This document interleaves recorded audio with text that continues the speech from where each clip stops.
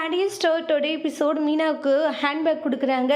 என்னதுங்க இது, போன டைம் தானே எனக்கு ஒரு ஹேண்ட்பேக் வாங்கி தந்தீங்க, இப்போ இதுக்குன்றாங்க. முதல் மாத சம்பளம் எங்கள் சாரி எடுத்துகிட்டு வந்தீங்களா, எடுத்துகிட்டு வந்தால் ஏன் இது வாங்கி தரக்கூடாதா அப்படின்றாங்க. ஏங்க என்னங்க இது 5000 ரூபாய் போட்டுருக்குன்றாங்க. இங்கே பாரு, நீ செய்கிற வேலைக்கு இவ்வளோ கூட காசு கொடுத்து வாங்கலன்னு எப்படி சொல்லுன்றாங்க. ஏங்க அதனாலே முதல் மாத சம்பளத்தில் நீங்கள் ரொம்ப தான் ஓவராக போயிட்டுருக்கீங்க, இப்படியெல்லாம் பண்ணாதீங்கன்றாங்க. என்ன பண்ணாதீங்க, நீங்கள் அப்பா மாதிரி பேசாத மீனான்றாங்க. ஆசைப்பட்டு தான் உனக்கு வாங்கி தரணும்னு நினச்சேன்.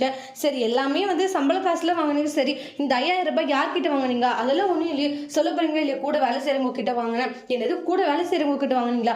என்னங்க பேசிட்டு இருக்கீங்கன்றாங்க. கடன் வாங்கியிருக்கீங்க, அதுவும் ஒரு வாரத்திலே உங்களுக்கு ஃப்ரெண்டு வந்துட்டாங்களா அப்படின்ட்டு எல்லாம் சொல்லி கத்திட்டு இருக்காங்க மீனா. அப்பா மாதிரி நீ நொய்யன்னு அதை சரியா, நான் எப்படியோ உனக்கு கொடுத்துட்றேன், நீ இதை பற்றி பேசாத, உனக்கு பிடிச்சிருக்குல்ல பேகு, பிடிச்சிருக்கு, அதை விட்டுட்டு வேற எதுவும் பேசாதுன்னு கோவமாக போயிடுறாங்க. மீனா இருந்துட்டு ஏன் தான் இவர் இப்படி பண்ணுறாருன்னு தெரியலன்ட்டு மீனா ரொம்பவே ஃபீல் பண்ணிட்டு இருக்காங்க. அதுக்கு அடுத்து தான் எல்லாரும் கிச்சனில் வேலை பார்த்துட்டு இருக்காங்க. அப்போ சக்திவேல் முத்துவேல் கூப்பிட்றாங்க. என்னடா விஷயம், வருட்டு இதாத்தான்றாங்க.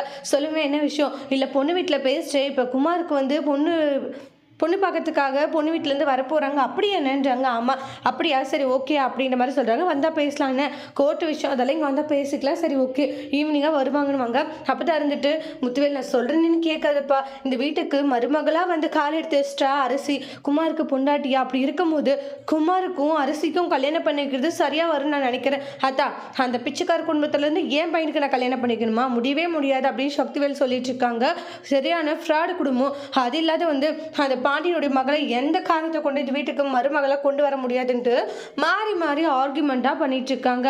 அதுக்கப்புறம் முத்துவேல் அதை பற்றி பேசாதீங்கம்மா இனிமேல் அப்படின்னு சொல்கிறாங்க. அப்பதான் ரொம்ப கஷ்டமாக இருக்குது. அதுக்கப்புறமா மாரிக்கிட்ட வந்து பேசுகிறாங்க. இது சரியாக வராதுன்ற மாதிரி சொல்லுவாங்க. இப்போ ரொம்பவே ஃபீல் பண்ணுறாங்க. அப்போ தான் அதுக்கு அடுத்து தான் வந்து சுகன்யா வராங்க. சுகன்யா இருந்துட்டு என்ன ஆச்சு, ஆளாளுக்கு ஒரு மாதிரி இருக்கீங்கன்னுவாங்க. இங்கே பாரு, தேவையில்லாமல் இங்கே இருக்கிற விஷயத்தை அங்கே போய் சொல்லிட்டு இருக்காது சுகன்யா. இல்லை, நான் அப்படியெல்லாம் சொல்லதாச்சுன்னுவாங்க. அப்போ தான் வந்து விஷயத்த சொல்கிறாங்க. குமாருக்கு வந்து பொண்ணு வீட்டுக்காரங்க வர போகிறாங்க, ஃபஸ்ட்டு பேசணும்னு அந்த பொண்ணு வீட்டுக்காரங்க. அப்படியா, ஆனால் அரிசிக்கவே கல்யாணம் பண்ணி வைக்கிறதா சொல்லி நான் சொன்னேன், ஆனால் யாருமே கேட்கலன்றாங்க. உடனே சுகன்யா இதெல்லாம் கேட்டு ஷாக் ஆகுறாங்க.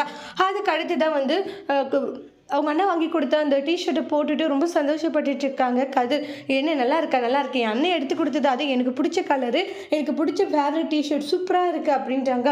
ஓவர் தான் எல்லாருக்கும் தானே எடுத்து கொடுத்தாங்க, என்ன இருந்தாலும் எனக்கு ஸ்பெஷல் இல்லை அப்படின்னுவாங்க. உன் அண்ணன் உனக்கு ஏதாச்சும் எடுத்து கொடுத்துருக்காங்கன்னு ராஜீவ் ஃபீல் ஆகுறாங்க. சாரி என்ன வேணும்னு கேட்கல. அது இல்லை, நானே அண்ணனை பற்றி பேசணும்னு நினச்சேன். என்ன பேசணும் அப்படின்றாங்க. இல்லை, இன்னைக்கு சித்தி என்ன கோவிலுக்கு பார்க்கணுன்னு கூப்பிட்டாங்க, நான் போனேன்.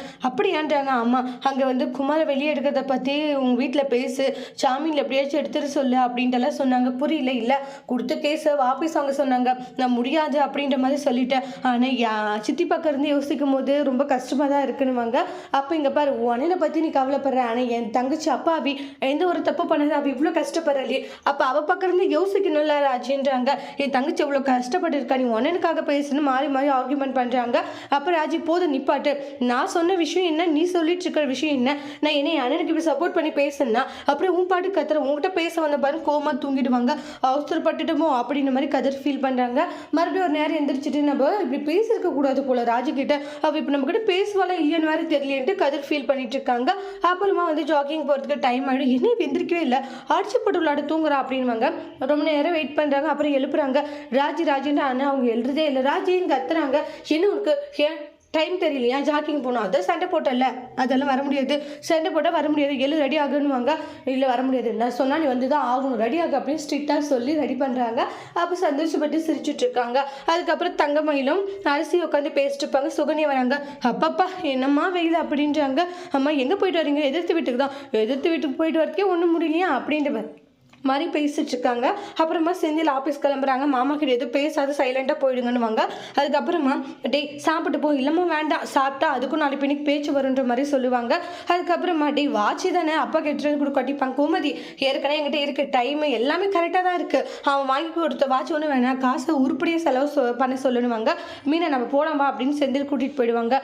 கோமதி ஏங்க இப்படி பேசுகிறீங்க, அவனை இப்படி கடிச்சு கொட்டிட்டு இருக்கீங்கன்ட்டு சொல்கிறாங்க. அப்படி தான் பேசுமா, அவன் பண்ணுறது தப்பு இல்லையா அப்படின்னு ஆர்குமெண்ட் பண்ணுறாங்க. அதுக்கப்புறமா ராஜி வந்து உட்காராங்க. சுகன்யா இருந்துட்டு குமாருக்கு பொண்ணு பார்க்க போறாங்க, பொண்ணு வீட்டிலேருந்து வராங்களா, உனக்கு தெரியுமா அரசி அப்படின்றாங்க. எனக்கு தெரிஞ்சு என்ன ஆக போகுது, இங்கே பாருங்க ஊரில் 1000 பேர் கல்யாணம் நடக்குது, அதெல்லாம் தெரிஞ்சுட்டு என்ன பண்ண போகிறது அப்படின்றாங்க. ஆமாம் சுகன்யா, எதுக்காக நீ இது மாதிரி எல்லாம் அரசிக்கிட்ட பேசாத, அவங்க எப்படியும் ஒரு கல்யாணம் பண்ணிட்டு போட்டோன்றாங்க.